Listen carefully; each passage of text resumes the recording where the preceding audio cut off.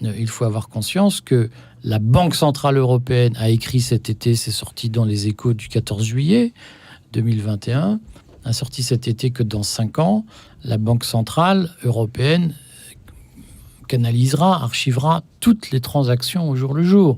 Alors elle a dit, ça ne remplacera pas l'argent, le cash. Mais c'est ce qu'ils ont dit. Oui, voilà, mais c'est pas grave, oui. Il y avait une excellente chanson de Dalida qui sera probablement la plus grande philosophe du XXIe siècle, qui disait caramel, bonbons et chocolat. Donc, il est évident que si la Banque Centrale Européenne met en place un euro numérique qui permettra de centraliser toutes les transactions, peut-être qu'il restera facialement des billets, de l'argent liquide, mais ce sera pour de toutes petites transactions.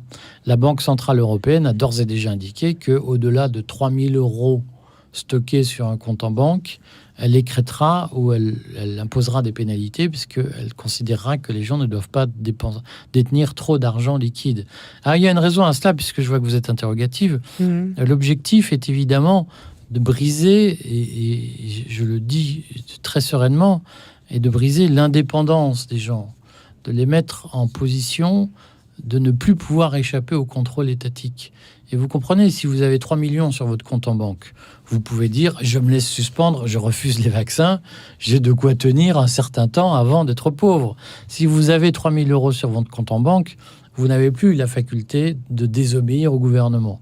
Et c'est bien ce projet totalitaire qui est en route, et qui ne dit pas son nom, parce qu'il est présenté sous des dehors. C'est pour vous protéger, c'est pour votre santé, c'est pour la transparence, c'est pour lutter contre le terrorisme, c'est pour lutter contre les mafias, etc. On connaît la rengaine, mais bien entendu qu'il y a derrière un projet de mise en place d'un modèle de consommation qui a été très bien théorisé dans le Great Reset de Klaus Schwab et de Thierry Malray, où, d'une certaine façon, nous ne serons plus propriétaires de rien, nous serons locataires de tout, et nous serons totalement dépendants des instructions qui nous seront données.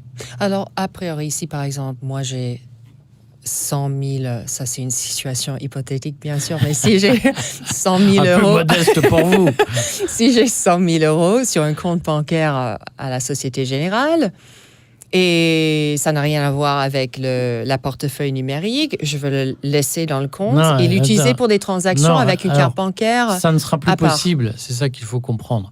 Mais on aurait dû faire une émission sur l'euro numérique, puisque je vois que ça vous... Oui. Ça ne sera plus possible, parce que l'euro numérique sera comme le bitcoin. C'est-à-dire qu'il y a un nombre limité de bitcoins. Chaque bitcoin est numéroté. Et les ordinateurs savent qui, historiquement, les a achetés, qui les a échangés. L'euro numérique, ce sera la même chose. Il y aura un nombre limité d'euros numériques qui vous permettront de faire des transactions. Et les ordinateurs de la Banque Centrale Européenne sauront entre les mains de qui ces euros sont passés. Donc vous n'aurez plus la faculté de détenir des euros dont la Banque Centrale Européenne n'a pas la maîtrise technologique. C'est-à-dire qu'il suffira d'appuyer sur un bouton d'ordinateur pour dire « Madame Marsden, vos 100 000 euros, on en prend 80 000 pour rembourser les dettes de l'État ».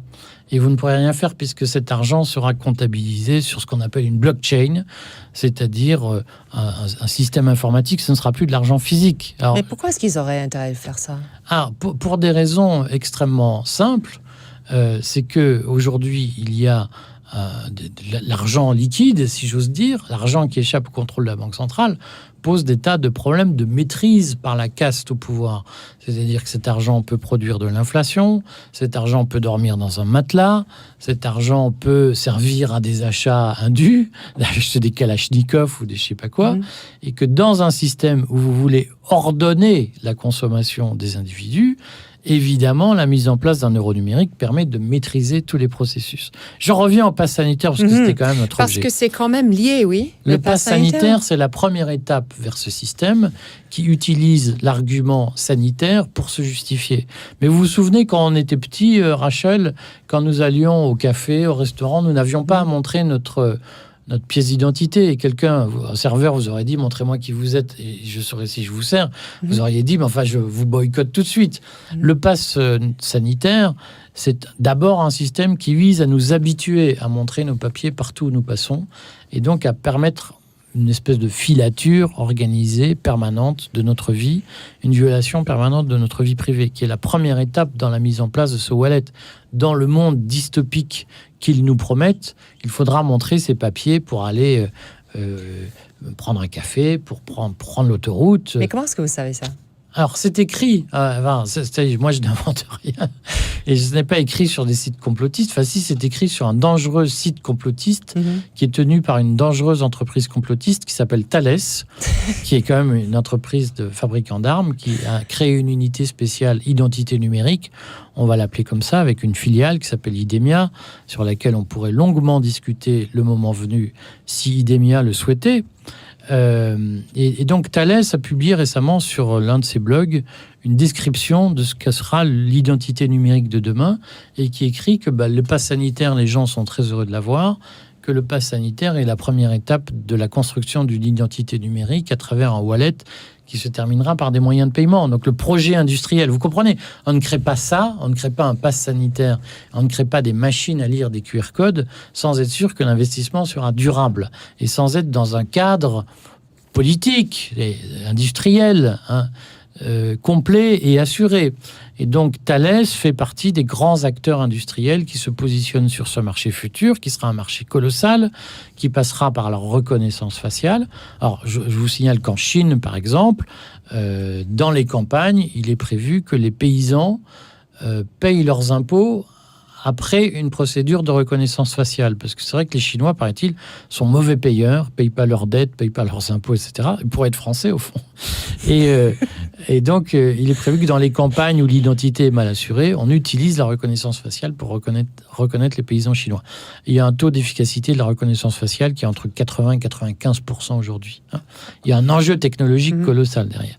Donc, vous vous doutez bien que quand Thales développe un projet industriel d'identité numérique, c'est pas pour que ça dure 3 mois. Donc, il y aura derrière des pressions politiques pour que le pass sanitaire soit un prélude, une mise en bouche vers un système beaucoup plus durable. Alors, c'est quoi le lien actuel entre Thales et l'État français, les hommes politiques, Emmanuel Macron, Olivier Véran, les gens qui gèrent la crise sanitaire? Est-ce qu'il y a des liens? Est-ce qu'ils sont au courant que ça pourrait être l'objectif ultime? Les hommes politiques savent? On pourrait, mais je crois que nous n'avons pas le temps de discuter pendant des heures de ce sujet à peu près inépuisable, et qui appelle d'ailleurs de nombreuses dissensions, désaccords.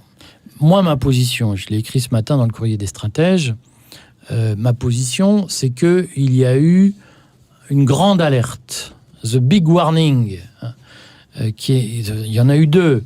La première a été le Brexit, c'est-à-dire que les Britanniques ont fait la démonstration que le suffrage universel pouvait défaire ce qu'il avait fait 40 ans avant, et l'élection de Trump, qui a prouvé que le suffrage universel pouvait mettre au pouvoir des gens qui contestaient les règles du libre-échange et du multilatéralisme.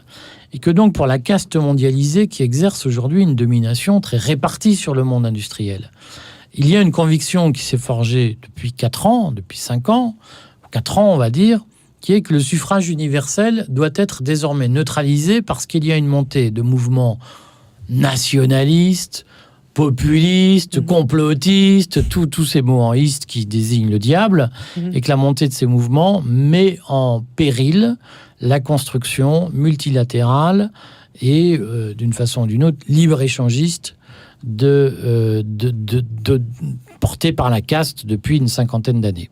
Et que face au risque de voir le suffrage universel remettre en cause l'Union européenne, le G7, l'OMC, etc., face à ces risques, il y a eu d'ailleurs des remises en cause de l'OMC par Donald Trump, face à tous ces risques, la caste mondialisée a décidé de neutraliser les effets du suffrage universel et d'utiliser les technologies numériques pour pérenniser sa domination sur nos sociétés, à travers des dispositifs comme l'identité numérique, à travers des dispositifs d'intimidation.